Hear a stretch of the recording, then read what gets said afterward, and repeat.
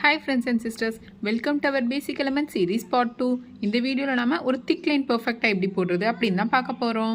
வாங்க ஃபர்ஸ்ட் இதுக்கு நம்ம தின் லைன் போடுற மாதிரி ஸ்டார்டிங் அண்ட் எண்டிங் பாயிண்ட் வச்சுக்கலாம். அப்புறம் தான் பிகினர்ஸ்க்கு லைன் ஸ்ட்ரெயிட்டாக வரும்.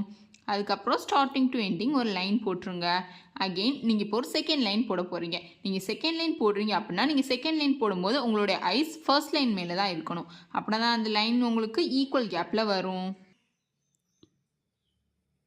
இப்படி செகண்ட் லைன் போட்டதுக்கப்புறமா உங்களுடைய தம் ஃபிங்கரை நல்லா ப்ரெஷர் கொடுத்து உள்ளுக்க மெஹந்தியை ஃபில் பண்ணுங்க.